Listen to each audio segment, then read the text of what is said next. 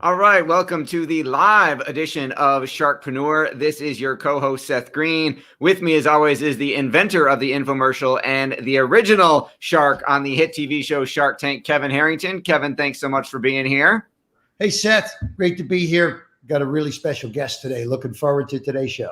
Yes, we are super excited to be interviewing Verne Harnish, best-selling author of Mastering the Rockefeller Habits, The Greatest Business Decisions of All Time, and his latest book, Scaling Up, has a global executive education and coaching company with hundreds of partners on almost every continent, and has spent the last multiple decades helping over 40,000 businesses succeed. Verne Harnish. Verne, thanks for joining us.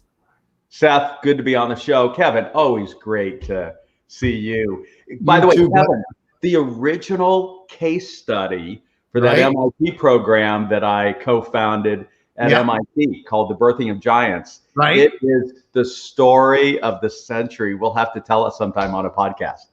Oh, I love it. You know, I went up and visited Babson College, the new dean up there. I'll think of his name, but I spent a whole day up there with Babson because they still teach that there. And I go in, I still multiple times a year, I either go face to face or virtually into the classroom with one of the teachers. It's great time. And it's great doing that. That was what year was that? 1991, 1992. That was 1991, 92, right. That's how far we go back, Seth. Verne, you've helped over 40,000 companies, and you talk about the three stages of business being mice, gazelles, and elephants. Why do you think 90% of businesses never make it past the mice stage? You know, because the entrepreneur cannot let go. They do believe that they know it all. They're only ones that can do it.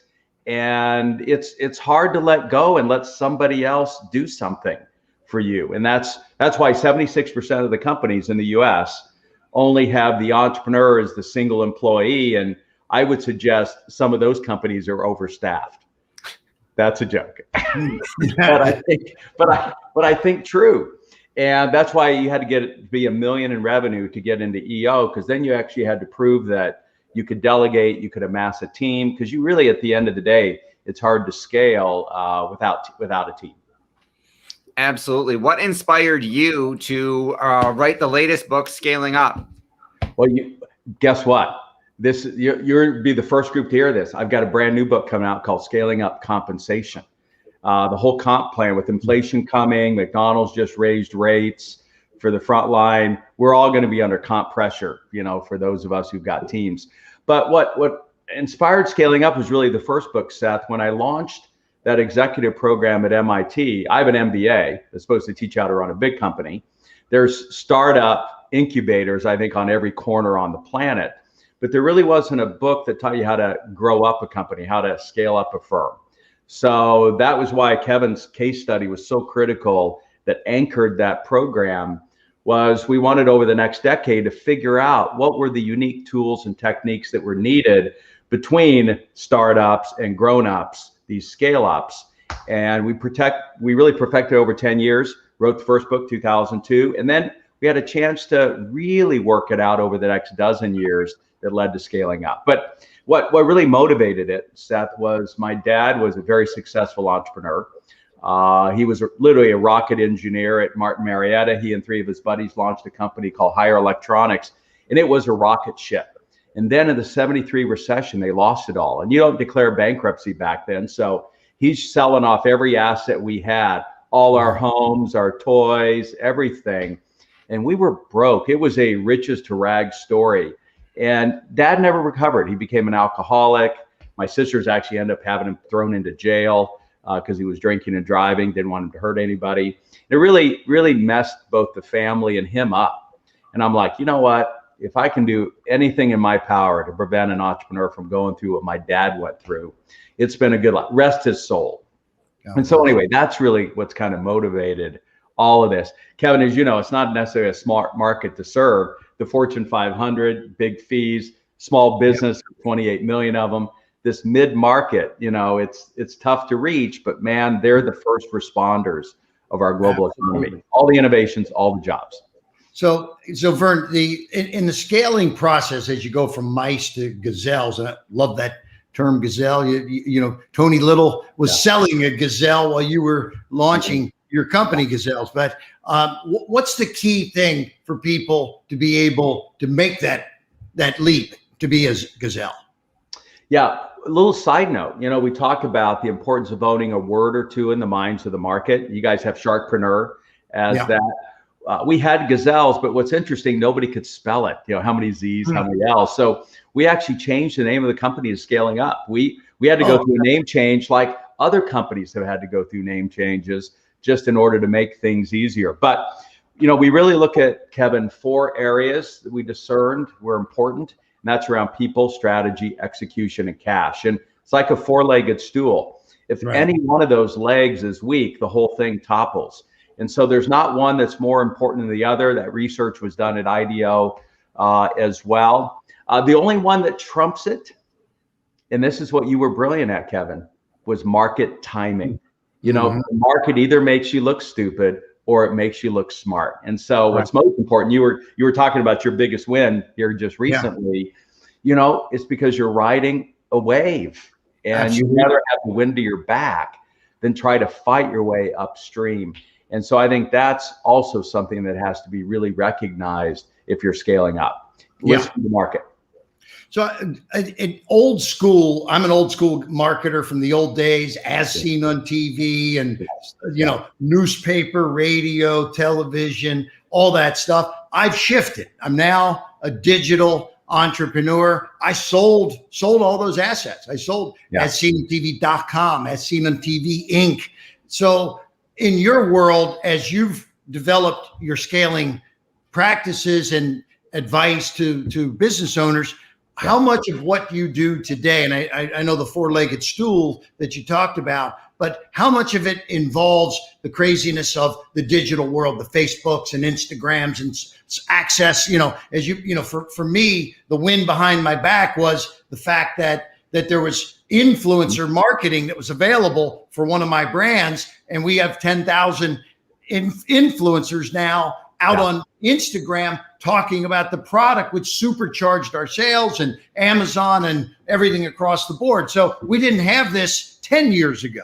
You know, where have you gone in this development of some of the newest techniques? Yeah, well, Kevin, as you know, there are no non-tech companies in the 21st century. And you know the stats like I do, and we share this, 87% of all customers, I don't care, B2B, B2C, B2I, if they want to find something, they go digitally, they Google it. And if you don't own that important real estate up there, even if you've got a long-standing B2B relationship with the client, when it comes time to put that contract up to bid, first thing they do is go out, all right, who can I get to compete against them? And if you don't own those space, and if you're not a master of SEO, SEM, and digital, you are toast in the 21st century. By the way, what digital allowed us to do last year, Kevin, we had hoped to have 2,000 in person at our events. We ended up hosting virtually, paid, not free, paid 18,000 people. We were almost able to 10x our reach digitally in 2020, the pandemic. And by the way, EventX, the organization that gives out the annual awards for events, we won the 2 categories that were digital, web and online. We were the gold winners for the awards, just came out last week in 2021 because of our real focus around digital. But it still requires influencers. As you said, influence marketing has always been the key. That hasn't changed. If you have the key to get people to show up at virtual events, you're golden, because that, you know, as live events have, you know, they're coming back now, but as they shut down, people were struggling to get attendees where they would pay. Well, it's one thing for free. Yeah, for free, a lot of people will show, but to get paid people, that's amazing. Congratulations.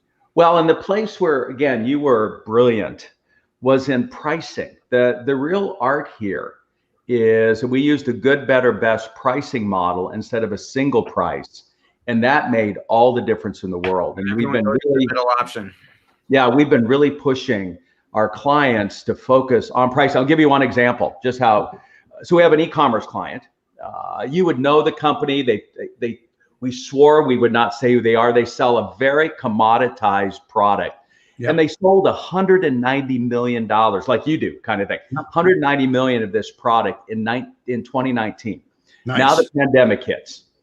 And by the way, commodity-based kind of products. So generally, if you got 2% profit, that's good on a commodity. They were getting 4.2%. So they had about 8 million of profit on 190 million in revenue.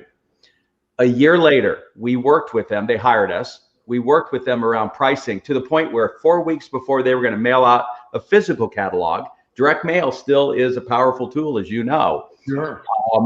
They agreed to shred all 2 million catalogs because it had the pricing in it, moved to demand-based pricing on their website. Result, they finished January 31st, their 2020 fiscal year at 240 million. So up 50 million, but more importantly, EBITDA went from 8 million to 41 million.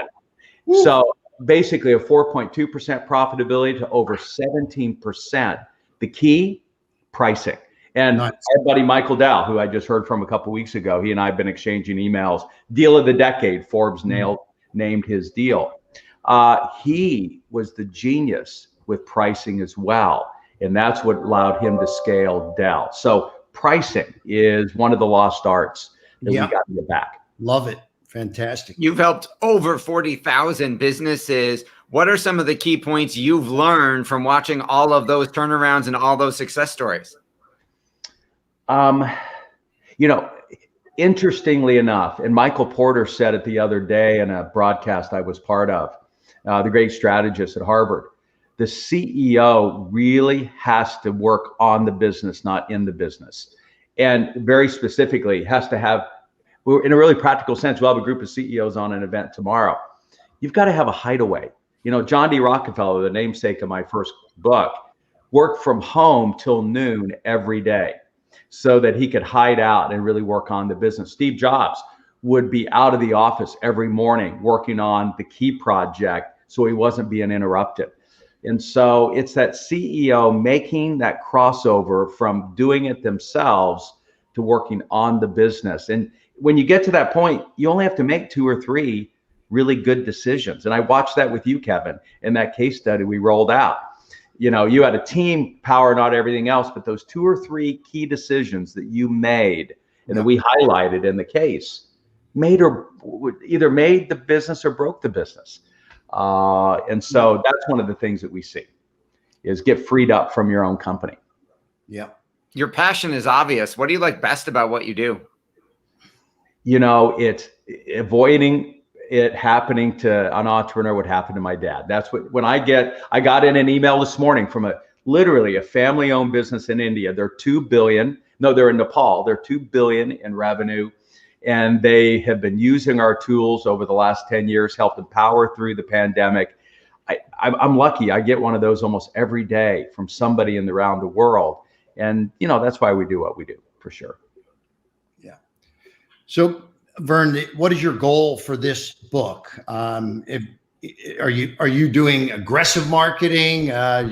What's your process here to come out with your new book? Yeah. Well, we have about 154,000 in our own database. They're rabid readers. That, in a way, and about 90,000 of them are active. So we know our numbers very well.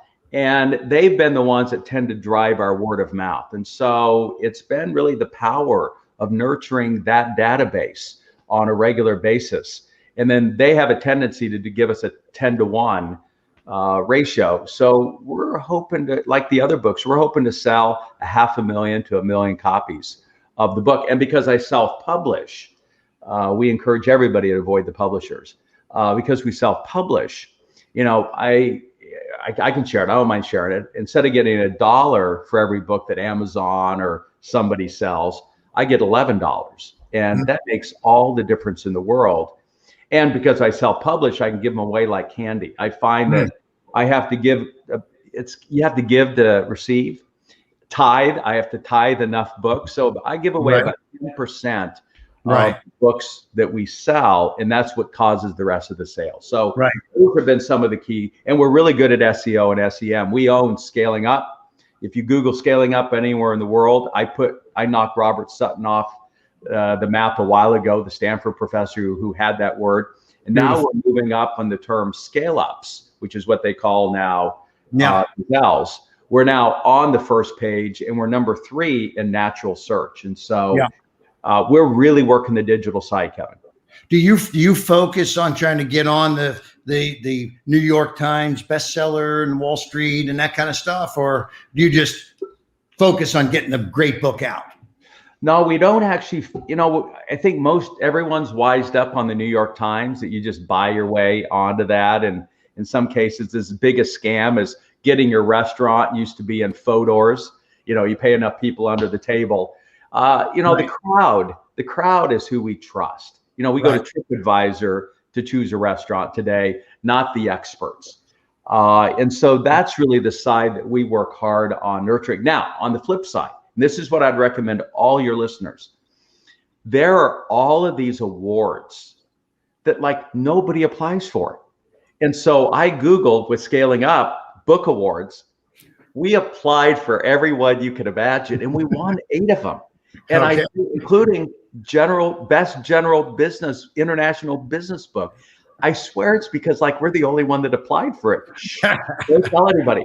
But these Avandex awards, there were 537 submissions, but there should have been 5,000 submissions. And they have enough categories that I think a big part of it, 80% of life is just showing up. So I would rather apply for those awards and get that badge than New York Times bestseller, because that has been so depreciated over time because of the games. Exactly. I promise I won't tell anyone, but I think Seth's going to send it to 200,000 people. I know. It's just a secret between us and your 200,000, Seth. Okay. There you go. Very quiet. Okay. There you go. So talk a little bit about the executive education program and how businesses can learn more about the scaling up process beyond the book, because obviously that's hugely beneficial. Yeah. Well, good news is you just have to remember one word: scaling up. So you go to scalingup.com. And that is the part that really took off, was our online education division that, Daniel Marcos runs, my partner in that business. And because everybody knows the only way you're going to get ahead is to invest in yourself through education, like folks that are taking time to listen to this podcast. And so our branded courses, we think brands win. So our branded courses with LBS, with Northwestern and others have just really taken off as a resource. So I'd encourage people, particularly the Victoria Medvec negotiation course. You and I were talking about that, Seth, just before the thing. Northwestern University, professor, Goldman Sachs advisor, everything is a negotiation, as you know, Kevin. And she teaches you how to do it beautifully. I've made millions and saved millions literally from her course, more than my own course. So go to scalingup.com. We'll get you every place you need to be. So Verne, for those that don't know, you and I need to go way back, 1987, when you created Entrepreneurs Organization. I was on the original founding board of that, and that was the biggest global entrepreneurial organization. And do you what do you feel EO is still a powerhouse in the marketplace out there? It is. We're now at 15,000 members, added another 1,000 just over the last quarter. 207 chapters, gazillion countries kind of thing. It is, but it's interesting, Kevin. I just had this talk with one of the incoming international chairs. Francis Frey at Harvard teaches that the way you take down a Citibank is you take it apart one bite at a time. You say, hey, we're going to go after customers that just want to do online, your ING. We want to be customers that really want high-end customer service, your Commerce Bank. And before long, Citibank is a fraction of itself. I think the same thing's happening with EO. We're being picked off by niches. So I suggested that we go back and add the original brand YEO for entrepreneurs under 35. That we we had the brand CEO for Collegiate Entrepreneurs Organization. Yeah. And we need to get Michael Dell. And remember, we launched that night. I hosted that first public speech of Steve Jobs after being fired from Apple. And you were there. Steve stayed for the party afterwards, and Greg Stem was there, and you, and all Neil Balter, California Closets. And I've suggested we form a GEO, Global Entrepreneurs Organization, which is really just a honorary membership for Mark Zuckerberg and Michael Dell and the Google boys and that kind of thing. So I think we need to sub-brand to go after niches within the market, or we could get picked apart. But we are right now the powerhouse on the globe. Makes total sense, though. I love the direction you're going. So congratulations on that. Yeah, thank you. You bet. Verne, we know your time is incredibly valuable. We greatly appreciate you spending some of it with us. Anything else you want to share before we let you go? No, really, it's just hats off, Seth, for you reaching out to your market like you do. Kevin, hey, you were critical in those early years. And again, your case study, we have to tell that story sometime on your podcast, Seth. Let's do it. But, no, it really was. It was instrumental in training 1,500 early entrepreneurs. And now, it's still, as you said, being taught at universities all over the globe. So, Kevin, thank you for volunteering. You bet. Verne, last question. Are you doing Clubhouse? I just did I was the only startup club on Clubhouse. Is the largest. They have 500,000 members. I'm their only repeat guest, and I was on it again last Friday. So having a good time on Clubhouse. Love to bring you in as a guest on one of our segments. I'll get back to you on that one too. No, I'd love to. Super. All right. Thanks everybody for watching or listening. We'll see you next time. All right, guys. Bye-bye.